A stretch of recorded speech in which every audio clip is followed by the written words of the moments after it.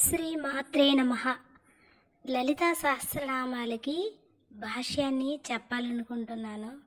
ఇది చాలా పెద్ద సాహసమే, కానీ ఎందుకో నేను అమ్మ భక్తురాలుగా నాకు చెప్పాలనిపించింది, అందుకనే చెప్తున్నాను.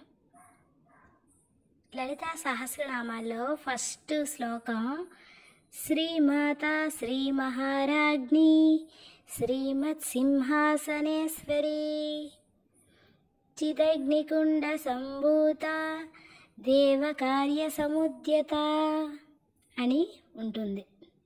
శ్రీ శబ్దానికి శుభకరమైనది, పూజనీయమైనది, మోక్షప్రదాయిని అనే అర్థాలు ఉన్నాయి.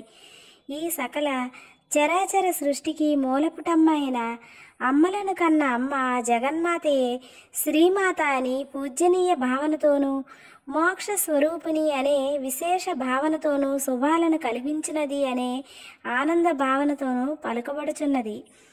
శ్రీ మహారాజ్ఞి అంటే ఈ సకల చరాచర సృష్టికి దిశానిర్దేశము నిర్దేశించగల శక్తిమంతురాలు ఒక్క జగన్మాతయే. ఆమెయే నాదము, ఆమెయే వేదము, సర్వమందు ఆమె వ్యాపించి ఉన్నది శ్రీమాతయే. ఈ సకల చరాచర జగత్తును పరిపాలించు సర్వజ్ఞరాలు జగన్మాతయే. ఆమె మంత్రస్య స్వరూపిణి, అందుకే శ్రీమాత శ్రీ మహారాజ్ఞి అని కొలవబడుచున్నది. శ్రీమత్ సింహాసనేశ్వరి అనగా ఈ సకల జగత్తునకు ఈశ్వరి, లోకజన రక్షిణి, సర్వపాపహారిణి, జగజ్జనని అయిన శ్రీమాతకు సింహమే ఆసనం. ఈశ్వరి అనగా సర్వమందును ఆధిపత్యము కలిగిన శక్తి స్వరూపిణి అని అర్థం. సింహాన్ని ఆసనముగా చేసుకుని ఈ సకల జగత్తును పరిపాలించుచున్నది కనుకనే ఆ జగన్మాతను శ్రీమత్ సింహాసనేశ్వరి అని స్తుతిస్తున్నాము. చిదగ్నికుండ సంభూత అంటే చైతన్యము అనే అగ్ని కుండలము నుండి పుట్టినది. దేవి చైతన్యము అనగా కేవలం బ్రహ్మ.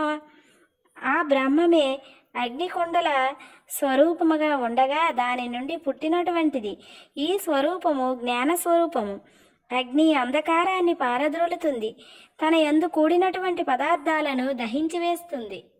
దేవకార్య సముద్యత అంటే లోక కళ్యాణార్థము దేవతల విన్నపాలను మన్నించి సర్వశక్తి స్వరూపిణి అయిన దేవి ధర్మ సంస్థాపనార్థం రాక్షస సంహారం కొరకు అనేక అవతారాలను ధరించి దేవతలకు అనితర సాధ్యమైన కార్యాలను ఎన్నిటినో నెరవేర్చినది. అందులకే ఆ జగన్మాత దేవకార్య సముద్యత అని స్తుతించబడుచున్నది. తర్వాత వీడియోలో 2వ శ్లోకం తాలూకా అర్థాన్ని మనం చెప్పుకుందాం. ఈ వీడియో కనుక మీకు నచ్చినట్లయితే లైక్ చేయండి, మీ ఫ్రెండ్స్కి ఫ్యామిలీ మెంబర్స్కి షేర్ చేయండి. అలాగే నా ఛానల్ కనుక మీకు నచ్చినట్లయితే నా ఛానల్ని సబ్స్క్రైబ్ చేసుకోండి. అలాగే ఫ్రెండ్స్, లలితా సహస్రనామాలు ప్రతిరోజు ఎవరి ఇంటిలో ధ్వనిస్తాయో వాళ్ళ ఇంటిలో ఎటువంటి అశుభం కూడా జరగదని ప్రతీతి. కనుక అందరూ లలితా సహస్రనామాలు రోజు చదవండి. ఒకవేళ చదవడానికి అవకాశం లేకపోతే వినండి. వినటం వల్ల ఆ శ్రీ మాత అమ్మ మనల్ని ఎప్పుడూ దయతో చూస్తుంది.